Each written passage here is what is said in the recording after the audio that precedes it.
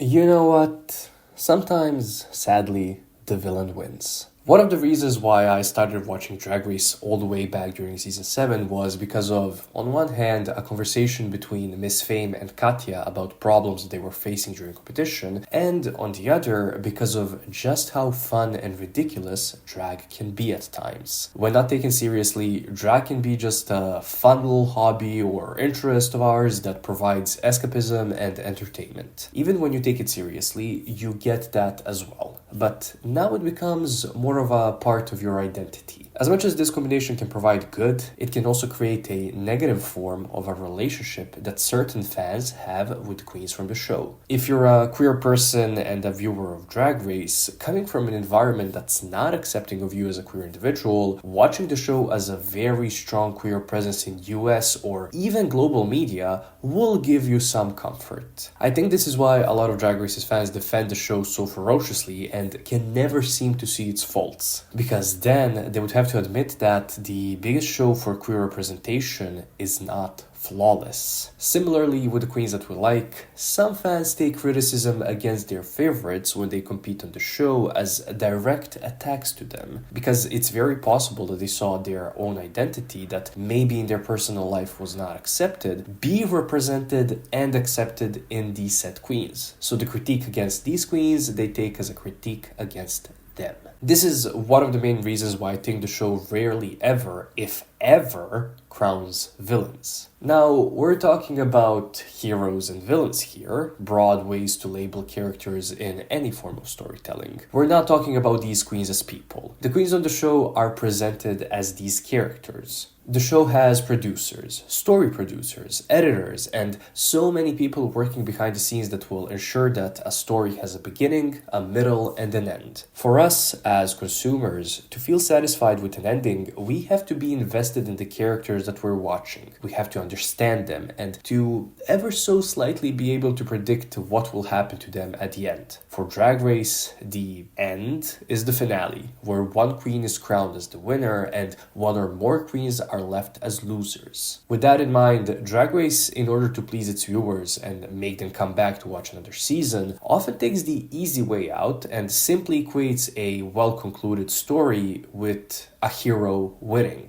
The show knows that the fans want the season to end in a good queen beating the bad queen. Think how Symone beat Candy Muse, or even Jimbo on All Stars, though All Stars are a little different. They want to send the fans home happy. Drag Race kind of did this to itself. Its first couple of seasons had stellar storytelling, albeit often highly produced, and all of these seasons with the good storytelling all had a hero win. Drag Race misunderstood that as fans liking the fact that a good queen won, instead of understanding that fans liked watching a good story play out, because that's what we all as humans do like. Season 1 story showed a villain in Rebecca Glasscock losing to two heroes of that season. Season 2 showed an anti-hero in Tyra beat the villain of the season in Raven at the end. Now some do see Tyra as a villain, I do not. Season 2 is actually one of my favorite seasons, specifically because the show did not want to sugarcoat Tyra's personality, or worse, throw her to the side in favor of a, let's say, more traditional hero like a Jujubee or Pandora. The story in season 2 is complex, and that's why it's so good to revisit the season, even now, almost 15 years later. Season 3 literally had a clique of heroes compete against a clique of villains, boogers and headers. The queens themselves helped the production with this, but the production kind of fumbled the bag with how they portrayed Raja, the winner. I've often said that I felt that season 3's outcome did not feel right, and it is because on one hand, Manila did do slightly better than Raja, but also because the transition from villain to hero that Raja went through happened only in the last 2 or 3 episodes. Whereas Manila's started mid-season-ish. Regardless of the fact, the storytelling is good for like the first 2/3 of the season. But then we reach seasons 4, 5, and 6. A masterclass in reality TV storytelling. No, just scratch that. A masterclass in storytelling, period. On season 4, we watched an outsider, but a hero in the story, and Sharon Needles take the crown in the end. We watched queens that were most most on the traditional drag side, berate and attack Sharon during the show's run. And then we saw Sharon win in direct contrast to a losing villain in Yvie. Obviously, we know that behind the scenes the roles were pretty much reversed. However, watching season 4, and if you are actually invested in the season and the characters, the ending is satisfactory. Season 5 gives us an even better version of this, because we watch Jinkx's hero journey against the strongest cast of queens, challenge-wise of course, and the showrunners from the get-go make us, the audience, want to underestimate Jinkx, while building up the villains of the season in Relaskatox and Coco and Alyssa. Out of all of the winners, Jinkx is still the last one to win a maxi challenge, if we compare it episode by episode to other winners, but she is, I would say, the show's best winner. Season 6 also showed a hero's journey, but this journey was given to Adore, and instead of her winning the season, which did almost happen, the producers could not ignore the complete domination of an endearing anti-hero in Bianca. The storytelling was good because there were a lot of mini storylines throughout the season, but the ending worked well because Bianca was involved in a lot of those storylines, always being shown as correct, essentially.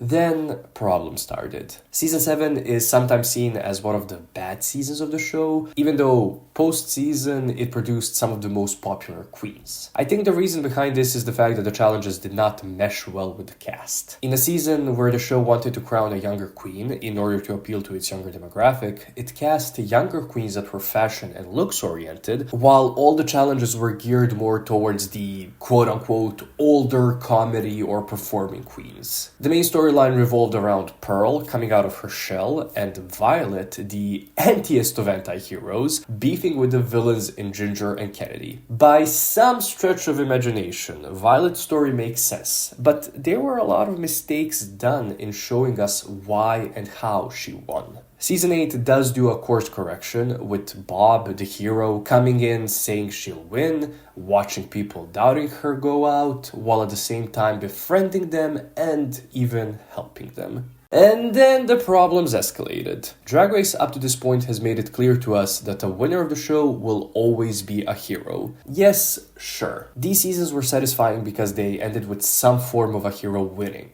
But they're also satisfying because they work well as stories. However, I would say that not a single season of Drag Race after season 8 works as a good story. On one hand, this is because finale started including 4 or more people, which makes it harder for the producers. They essentially are trying to make a winning story for at least 4, but at most 5 protagonists, and every single time they have messed it up. Though I would assume seasons 15 and 16 did do kind of a good job. I'll explain why later. If we look at a different show like Survivor, they're not afraid to have villains win, because on one hand, the winner is determined by the players most of the time, even with the strong production meddling. But on the other hand, they are able to tell us a satisfying story of how a villain won. If we look at, for example, season 41 of Survivor, that season's winner is a hero of the story. But the season feels unsatisfactory and even unearned because we did not necessarily see her as being a good player up until like 2 or 3 episodes before the finale. Of course, that was partially because the show wanted to experiment with the way that they edited the winner, but that was a bad thing to experiment with. On the opposite end of that, Survivor 45's winner has villainous traits in the way that she played her game. But that season does have a satisfactory conclusion because we saw how she got to the end. Drag Race for the past 7 years or so has employed the technique that Survivor did in season 41 of ignoring to show how and why someone won and just hoping that the fans would be satisfied with a hero winning. Because yay, good one in the end.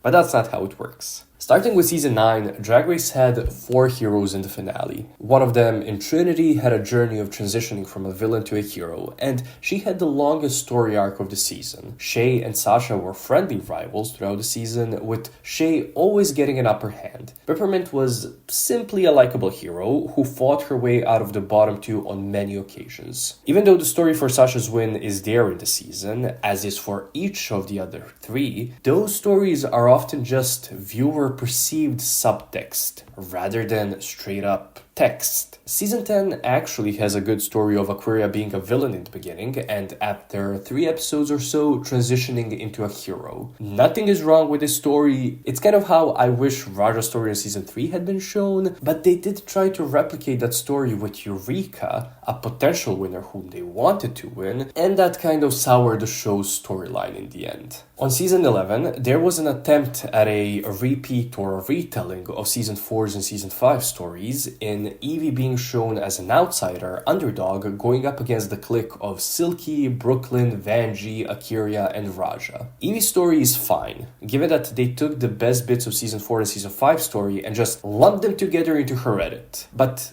Yvie is an anti-hero. The show at the same time wanted us to root for her, but also perceive her as annoying. But also then, at the same time, they actually validated the feelings of the villainous clique of the season, which made us see Yvie as annoying. It's not as weird as Season 9 story, but it was still weird and confusing. Season 12 might be the worst example, actually. People often watch that season with not rose-tinted glasses, but like they straight up injected pink paint into their eyeballs and poured pink paint onto the surface of the eyeball. I know that we all watched that season during quarantine, and it was a bright-ish spot during that time. But that season's editing and storytelling is not good. The show had to quickly re-edit the season due to the cherry pie controversy, and they focused that edit on 3 queens. Gigi Good, who failed to have an Aquaria-esque transformation. Jackie Cox, who was the season's token heroic comedy queen who could not live up to the standard of a Ben de la Creme, and Crystal Method, who failed to have an Adore-esque transformation. Jaida was so inconsequential to the story, while also doing great in the competition, that when she ended up getting the crown, it didn't feel cathartic. It felt like the season had a beginning, with the story focusing on Jaida beating Sherry Pie of all people in the first episode, and then an end where Jaida, buried by the edit, got the crown. Season 13 did a good job at showcasing Symone as a hero though, and Candy was a great villain for her to go up against, but the thing is, they also showed Rosé as a Chad Michael sort of a hero, and even got Mick had a great hero's journey of showing that she's more than a fashion queen. There were too many cooks in the kitchen in the heroes department, that the only villain for this story was a queen that was eliminated mid-season. Which leads me to my next point, or even conclusion. Drag Race does not want to let villains win,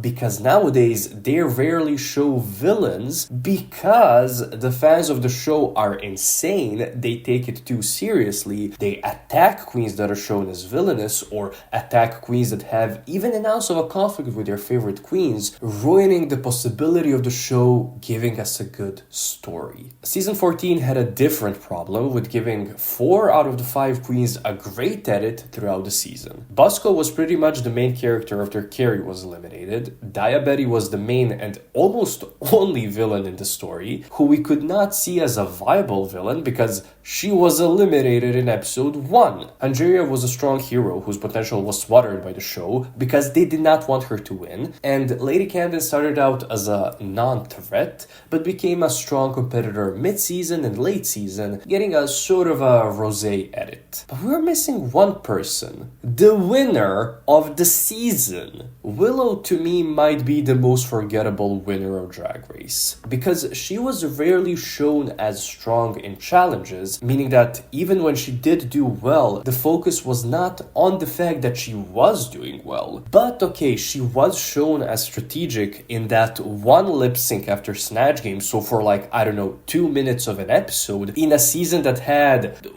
75 episodes. In the entirety of season 14, Willow got 1 win and 1 moment showing that she had good strategy. That a winner edit does not make. So in season 14's finale, we had 1 hero who was set up to be saved with a chocolate bar twist that the production could meddle with. So on set unsatisfactory ending and ineligible to win. A hero who we were supposed to see just as a good competitor and nothing more, so we wouldn't care to see her win. A hero who lost her steam by the end, losing her story and thus the crown in the process. A villain who was not a threat at all, and a hero who ended up winning by default, essentially. The show wanted you to believe that the season had a good conclusion because someone likable won, disregarding the complete lack of care put into her edit in the show. Like I said, season 15 and 16 are, I'm assuming, slight exceptions. Season 15 had Sasha Colby on it, like, we knew that she was getting the crown no matter what, because it's Sasha fucking Colby. Season 16 had a villain that was so big that it not only changed how the queens on the season acted, but it also made me actually want to watch an episode of Drag Race. I'm assuming that the dynamic between Plain Jane and the other finalists was set up well, and that the ending was satisfactory in the sense that the villain was defeated. But even in saying both of those assumptions, I'm seeing why they're not actually exceptions, but rather examples of the problem that I'm talking about. However, if I'm wrong, please do tell me in the comments below. What was Sasha's story on season 15? What was Nymphia's story on season 16? Why do you think a villain has never won a main Drag Race season? Should I do this topic also covering All-Star seasons? Sound off in the comments, and thank you for watching.